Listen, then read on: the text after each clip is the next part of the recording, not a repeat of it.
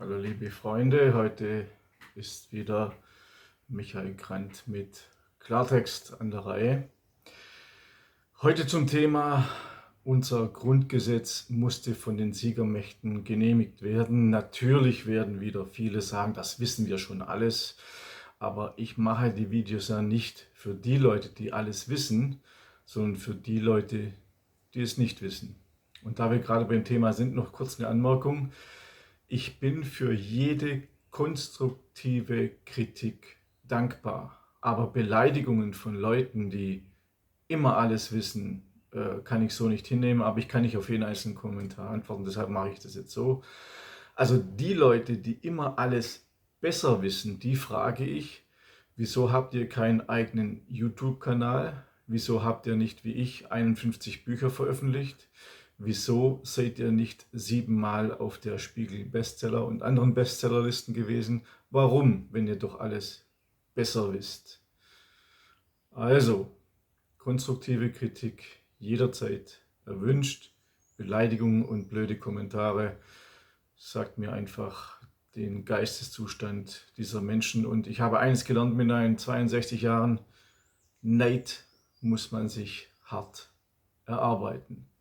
So, nun zum Thema. Manche mögen es nicht wissen und auch nicht glauben, aber unser so hochgelobtes Grundgesetz führt eigentlich die Siegergeschichtsschreibung fort. Denn es ist keine Verfassung, die wir uns Deutsche eigenständig gegeben haben, wenn es auch medial und politisch so verkauft wird. Aber ganz im Gegenteil zu den politisch korrekten Verlautbarungen musste unsere Verfassung von den westlichen Siegermächten erst genehmigt werden. Zudem hatten diese auch noch verschiedene Vorbehalte, die der Kriegsverlierer Deutschland natürlich ändern musste, damit seine Verfassung, was eigentlich ja keine Verfassung ist, sondern ein Grundgesetz, letztendlich genehmigt wurde. Ich zitiere aus dem Text des Schreibens der Militärgouverneure der 3 Westzonen an den Präsidenten des Parlamentarischen Rates und späteren Bundeskanzlers Konrad Adenauer. Achten Sie genau auf die Diktion. Ich zitiere: Das am 8. Mai vom Parlamentarischen Rat, also am 8. Mai 1949, vom Parlamentarischen Rat angenommene Grundgesetz hat unsere sorgfältige und interessierte Aufmerksamkeit gefunden, schreiben die Sieger. Nach unserer Auffassung verbindet es in glücklicher Weise deutsche demokratische Überlieferung mit den Prinzipien einer repräsentativen Regierung und einer Rechtsordnung, die die Welt als für das Leben eines freien Volkes unerlässlich betrachtet. Zweitens, indem wir die Verfassung genehmigen, damit sie gemäß Artikel blablabla dem deutschen Volke zur Ratifizierung unterbreitet werde, nehmen wir an, dass sie verstehen werden, dass wir verschiedene Vorbehalte machen müssen.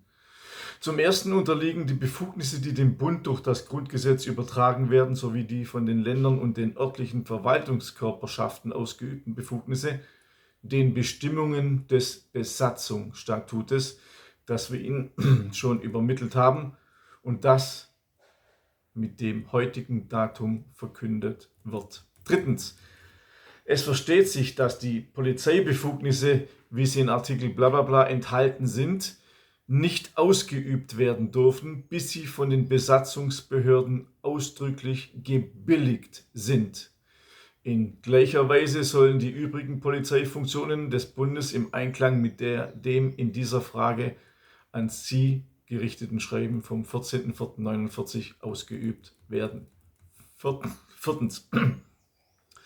Der nächste Vorbehalt betrifft die Beteiligung Großberlins am Bund. Wir interpretieren den Inhalt der Artikel 23 und 144 des Grundgesetzes dahin, dass er die Annahme unseres früheren Ersuchens darstellt, demzufolge Berlin keine abstimmungsberechtigte Mitgliedschaft im Bundestag oder Bundesrat erhalten und auch nicht durch den Bund regiert werden wird, dass es jedoch eine beschränkte Anzahl Vertreter zur Teilnahme an den Sitzungen dieser gesetzgebenden Körperschaften benennen darf.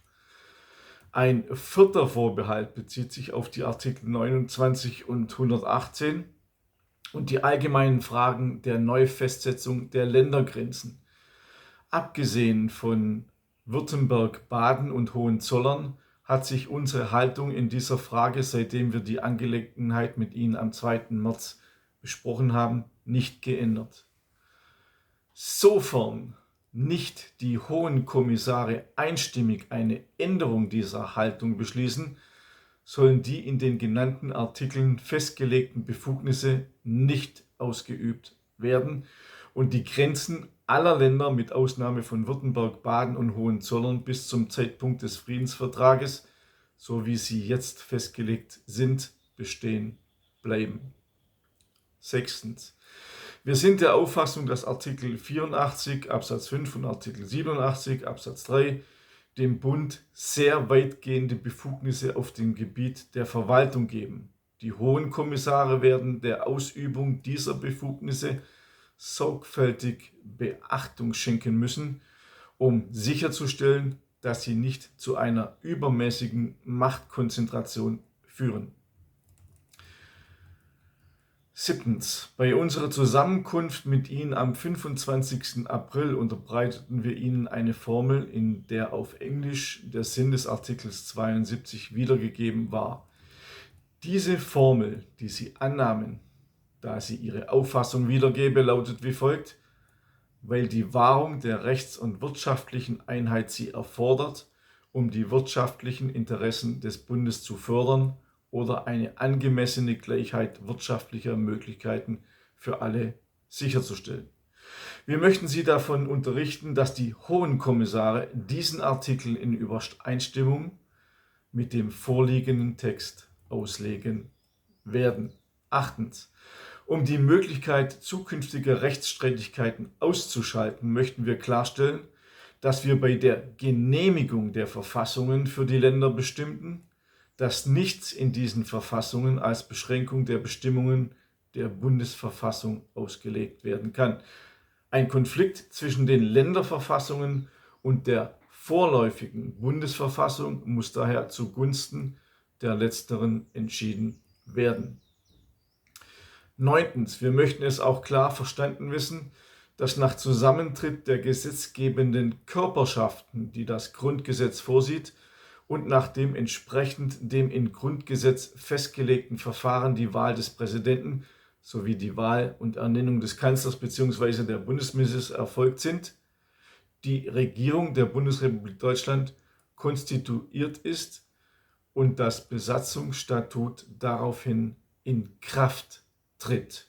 10. Nach Vollendung seiner letzten Aufgabe, wie sie in Artikel 145 Absatz 1 festgelegt wird, wird der Parlamentarische Rat aufgelöst. Wir möchten diese Gelegenheit benutzen, um die Mitglieder des Parlamentarischen Rates zur erfolgreichen Vollendung ihrer unter kritischen Verhältnissen durchgeführten schwierigen Aufgabe sowie zu der offenkundigen Sorgfalt und Gründlichkeit, mit der sie ihre Arbeit geleistet haben, und zur Hingabe an demokratische Ideale, nach deren Erreichung wir alle streben, zu beglückwünschen. Frankfurt, den 12. Mai 1949. Es wurde unterzeichnet von den verschiedenen Militärgouverneuren. Demnach ist unser Grundgesetz der Wille der Sieger über die Besiegten. Noch immer warten wir auf eine Verfassung, die von unserem Volk ausgeht.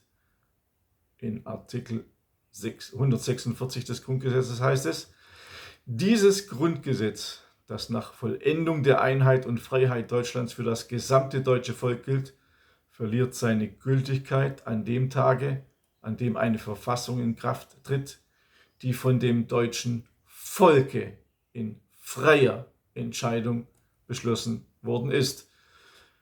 Darauf können wir wohl lange warten, denn mir scheint, als hätten unsere Volksvertreter, ich sage manchmal auch Volkszertreter dazu, Angst vor ihrem eigenen Volk. Demnach wird es meiner Meinung nach eine vom Volk bestimmte Verfassung nicht geben. Was meint ihr? Abonniert meinen Newsletter auf www.michaelgrant.de. Alle Hintergründe und alle Dokumente und alle Quellen, die ich euch jetzt genannt habe, sind in meinem Buch Vorsicht, Enteignung enthalten und vieles, vieles mehr. Ich werde jetzt noch 2, 3 Videos zu dem Thema Enteignungen machen, sodass es eine kleine Serie gibt. Aber die Voraussetzung war zu wissen, dass unser Grundgesetz von den Siegern geschrieben worden ist. Die Deutschen haben es zwar geschrieben, aber die Sieger haben es zensiert und zurechtgestutzt und den Deutschen gesagt, wo die Reise hingeht. Bis zum nächsten Mal, euer Michael Grant.